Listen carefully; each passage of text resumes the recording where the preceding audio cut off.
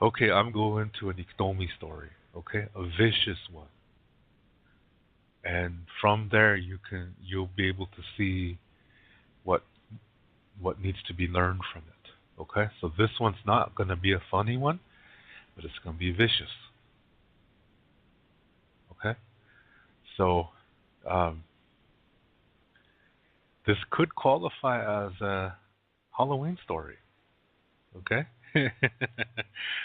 I couldn't tell it during Halloween though, yeah, because that's not the time to tell these stories. In this story, there's some women that are picking choke cherries. And this usually happens around end of July, beginning of August. Choke cherries are um, mostly in North America.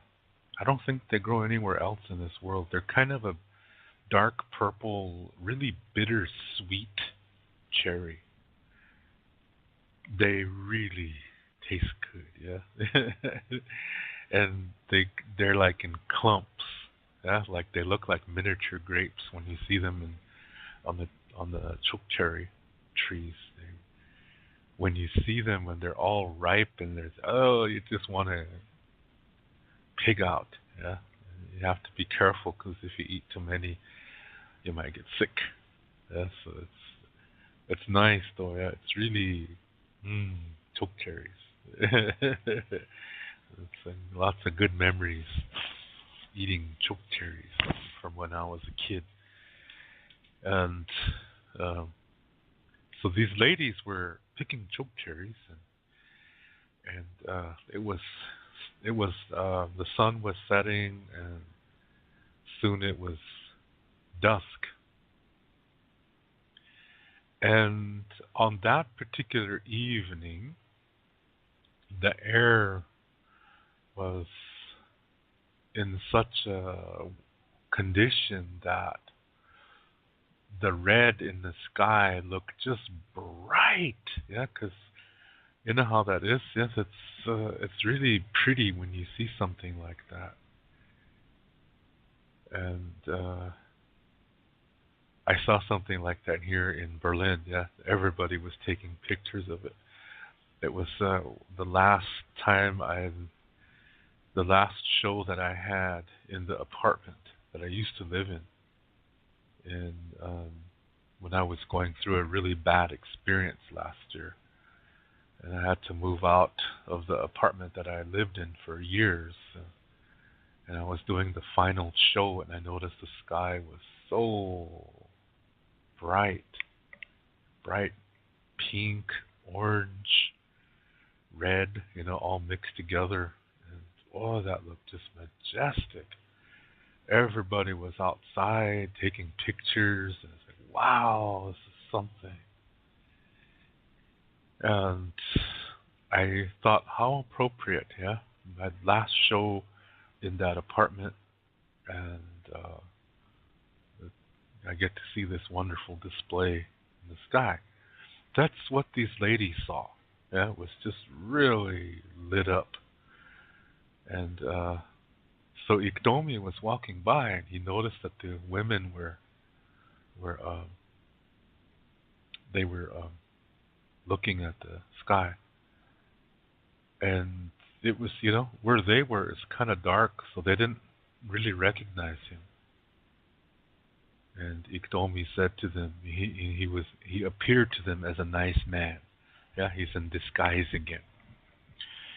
And so he said, yeah, over there, there's some really, really big, juicy cherries, and they're so juicy that when the sun hits them, it's lighting up the sky. That's why it's so red.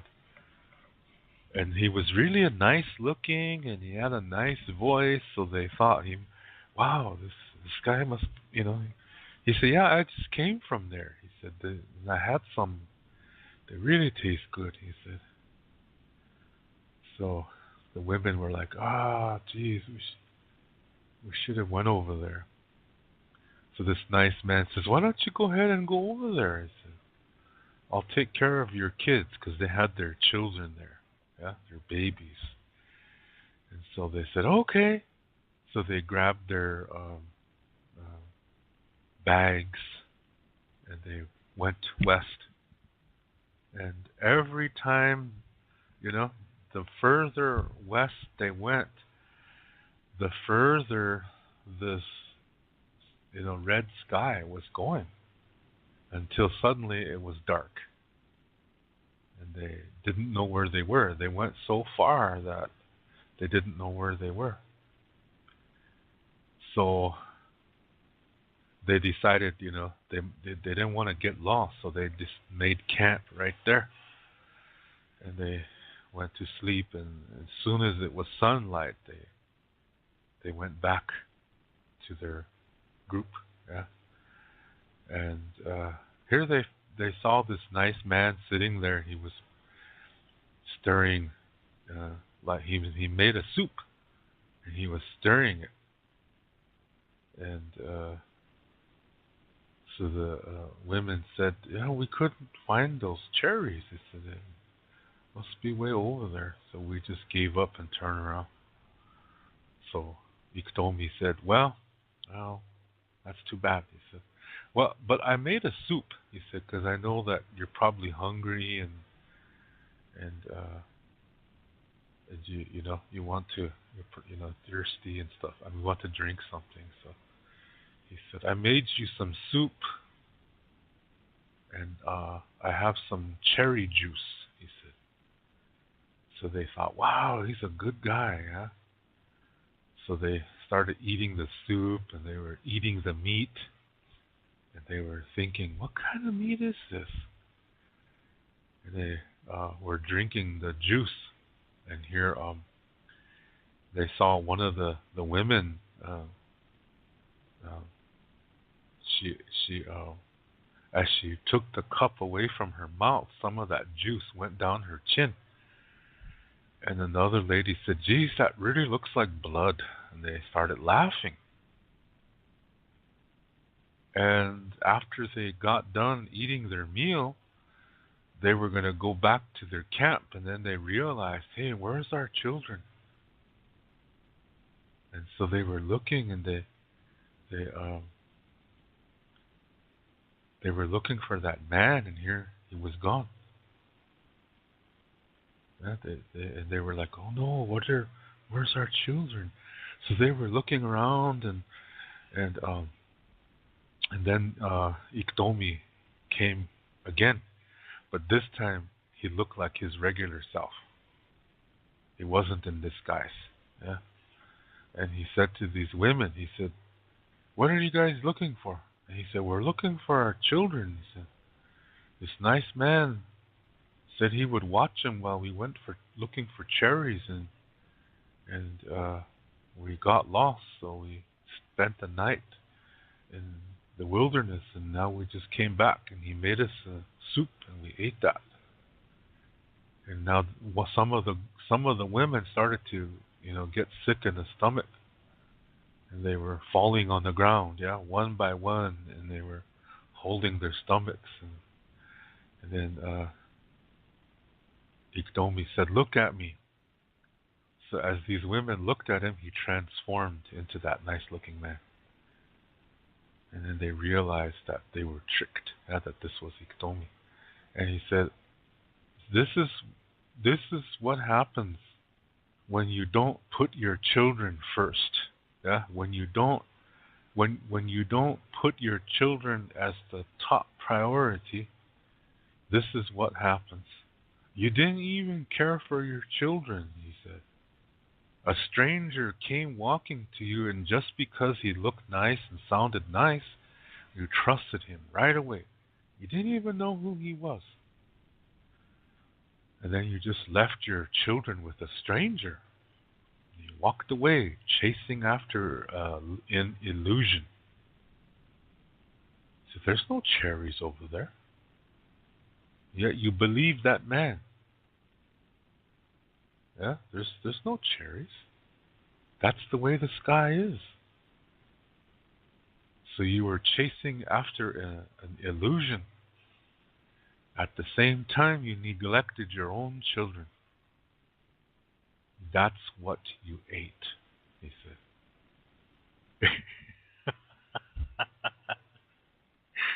So the women started to, they tried to throw up, yeah, what they ate because they just learned that they ate their own babies. And the juice was the blood of the babies that they drank. And so the women, uh, some of them died because of this. Yeah? Then he emptied the soup on the ground. He said, "See, look, there's their bones." And he saw these baby skeletons falling on the ground. And some of these women, they went crazy. Yeah, so they went crazy. One of them got her knife and started stabbing herself in the stomach until she bled to death. Then he walked away. See, this is a vicious one. Yeah, this story was not funny. It was a vicious one, and that's telling mothers that don't be uh, choosing other things over your own children. Don't be choosing foolish things above your own children. Yeah? That these women were so vain that they did not consider their children important. They did not put their children as the number one priority. They put their own vanity as the number one priority. And for this, they lost their children and went crazy. Yeah, it's a very powerful story. And you look at the world today, and like sometimes, like myself, when I go downtown, or not downtown, I am in the town. When I go walking down the street or something like that, a lot of times I'll see these young Turkish mothers, probably 16, maybe even 13 years old, teenage mothers, and they're walking down the street, talking on their cell phone or texting, and their little kid is just walking about, you know, 3 meters or 10 feet behind. She don't even care. Anybody could, walk up and just steal that kid. They don't even care. Yeah? What's more important to them is their smartphone. Yeah? Texting people, listening to MP3s. They have headphones on, listening to MP3s and texting with their friends. Meanwhile, their little daughter or their little son, who's just barely walking, is about 10 feet behind them or 3 meters behind them. I don't even care. This is an example of the women in the story. Yeah? And same thing happens on the reservation. When I used to live on the reservation, I saw that all the time. Young mothers walking down the street, their daughter or son is, just barely walking, and yet that kid is way back there. And the mom is just talking to her friend or on the cell phone or whatever. Then she stops and turns around, sees her kid way back there, and she gets mad at the kid. Hurry up, get over here. You shit, you little shit. You fucking bastard. This is a mother saying this to her own child. I witnessed that so many times on the reservation. The teenage mothers cussing out their own children.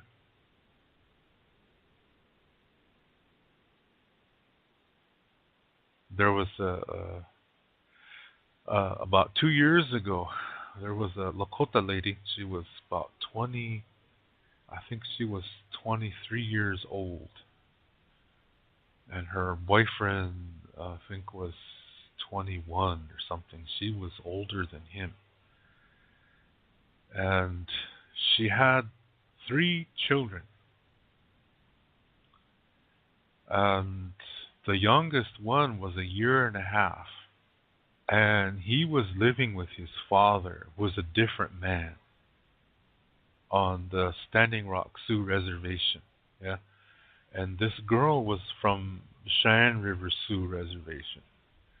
And she fought for custody of this her son.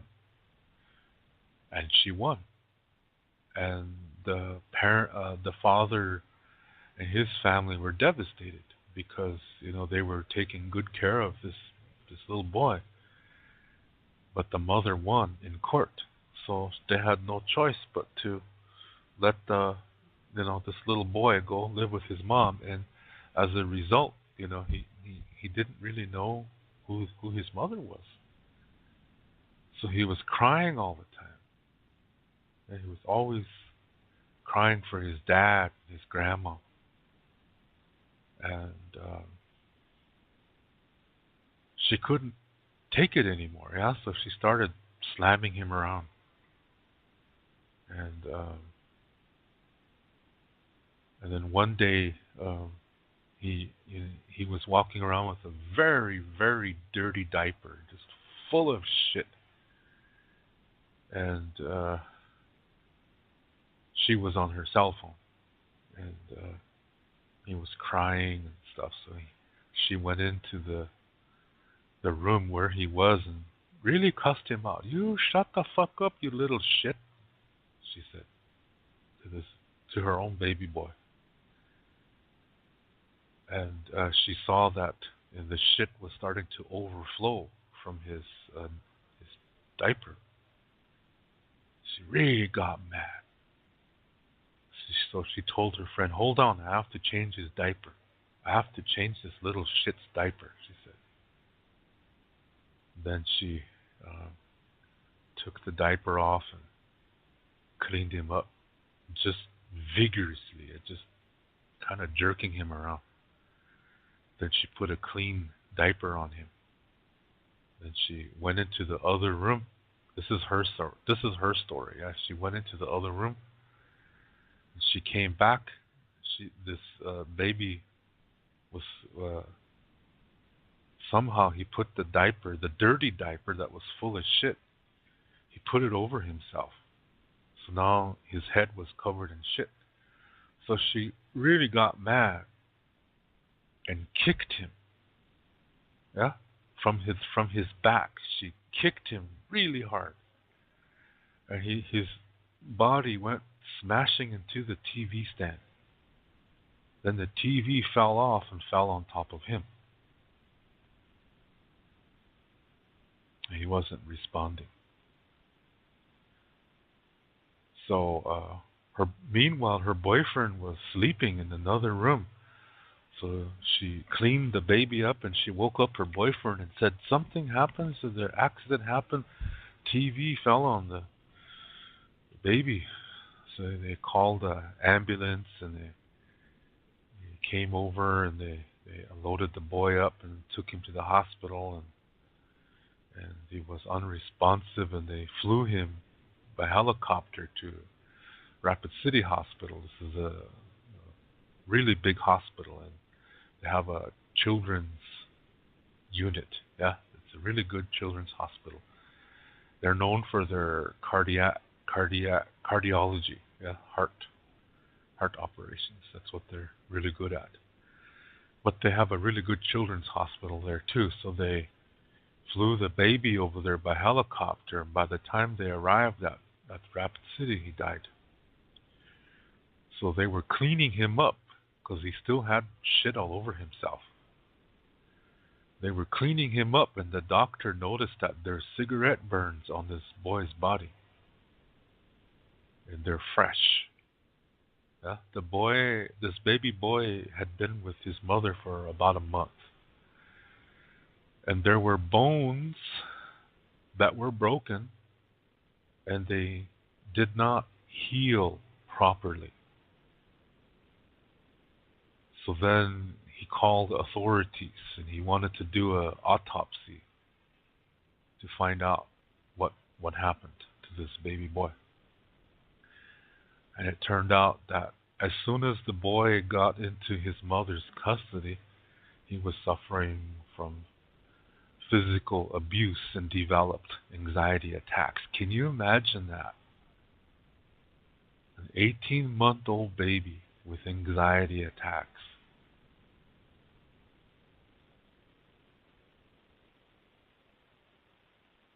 And both his legs, in certain parts, they were broken in the past. They didn't heal right. And that's probably why he was crying, was because he was in pain all the time. And he was feeling no love at all. He was receiving no love from his own mother. And they found, the doctors found that the boy was kicked from the back. That he must have been kicked into the nightstand. And that he hit the nightstand so hard it knocked him out and did brain injuries. Yeah, it did severe brain injuries. Then the TV fell on him after that. Finished him off. And I thought, how could anybody be this way? How can a mother be this way towards her own child that she carried inside her body for 9 months? That's horrible. That's beyond horrible. So they filed criminal charges on her in federal court. Now she's in prison. She's in there for, I think, 28 years, I think, which I think is an injustice. I think she should be killed. She doesn't deserve to live. I think when a mother kills her own child, she should not be allowed to live.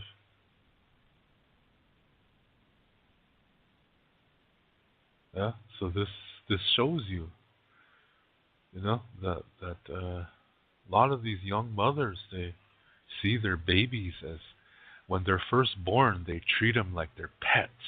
Oh, look at how cute mine is. But as soon as that baby gets to be about a year, 2 years old, and they start crying around more and more, and then now they see it like a burden, and they start treating their kids like shit.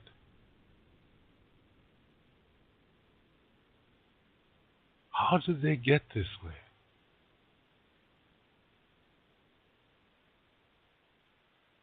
How did they become so damn selfish? I saw this lady's Facebook page, and it's one of the most disgusting women I've ever seen in my life.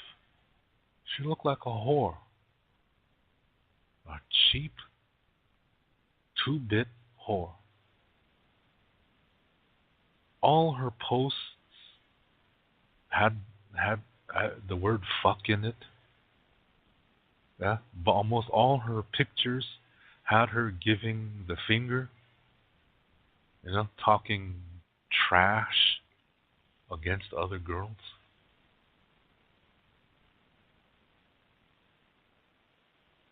To me, she was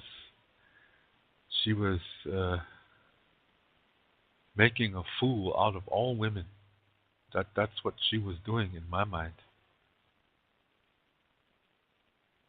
Her priority was herself. And her children were just burdens. They threw the guy in prison too, but they gave him less time because he cooperated and he told things that she did that she didn't want known. So he got less time for telling more about the other things she did, verifying that she, burned this little boy, giving him cigarette burns all over his body. He verified that.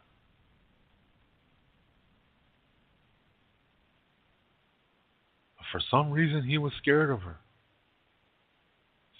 You have a abuser victim relationship here, where the woman is the abuser, yeah, and the man is obviously the victim. He was scared of her for some reason.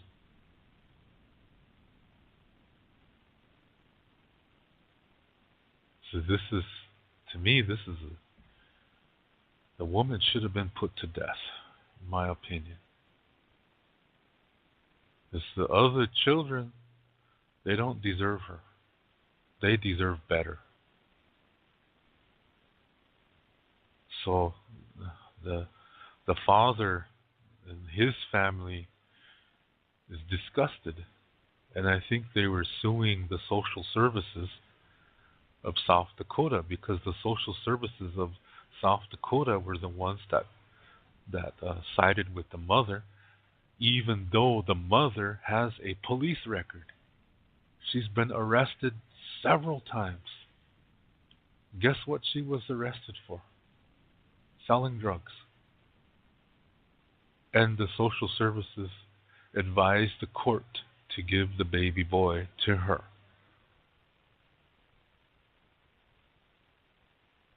Even though the father had a job, yeah, he had income, he came from a good family, and this family loved this boy, but social services sided with the mother, even though she had a criminal record, and placed the boy in the mother's custody, and 1 month later, she killed the boy.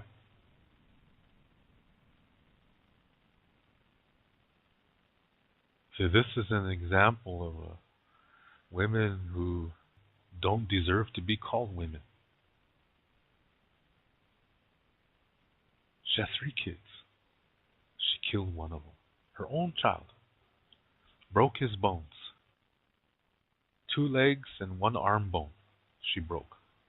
His body was covered in cigarette burns, especially on his back.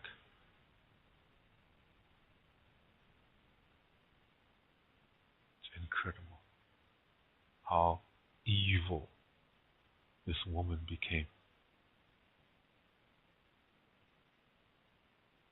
How did she become this way? Well, it's too late to blame anybody. The fact is, she killed somebody. Yeah, and she knowingly abused this baby ever since she got him back in her custody. No wonder the baby developed anxiety attacks. Just a baby with anxiety attacks. I never heard of such a thing until then. So you see, a lot of these girls turn out this way. Sometimes they might have good parents. Sometimes the parents are trying to teach their daughters how to be mothers. Yeah, they try to teach them, how to cook for their children when they have them, but they don't want to learn. Yeah, some of these girls even cuss out their own moms. They cuss out their own grandmas. So any time they get their welfare check, they dump the baby off at their mom's or their grandma's, and they go out and get drunk, get pregnant again. They want to get pregnant again because and the more children they have, the higher amount of money they get on welfare. See, they're putting their focus on themselves. And that's going to come back around and bite them in the ass. Just like it did with this girl from Shan River Sioux tribe that now she's sitting in prison because she killed her own son.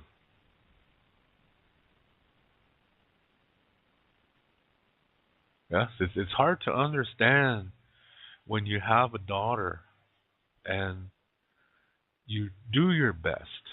Yeah, you try to, before they hit puberty, because it's a biological fact that when as soon as teenagers hit puberty, part of their brain shuts down. This is why they make really goofy decisions, because it's producing a lot of some kind of hormone. And that's why they don't think too good and they do really dumb things. But when they turn about 18, 19 years old, this starts to settle and then they become rational again. So when you have when you have children, you've got to start teaching them life skills as soon as they can understand and before they hit puberty. Then it sticks with them.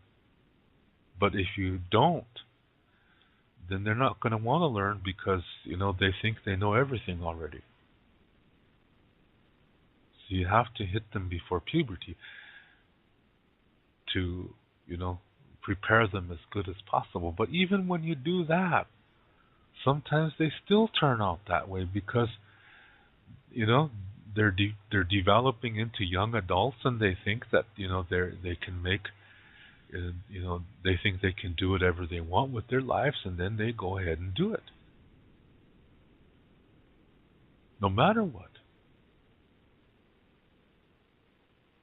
They want to impress their friends and relatives by, look at me, I'm a gang girl or I'm a gang guy. And they idolize these Mexican gangs and they, learn how to speak Spanish and try to, dress like them, and they don't even want to be Indian, and they want to be Mexican. And then they have babies, and they see the babies as trophies, as they see them as anything but human, and they're not the top priority. They do not put their babies as the top priority.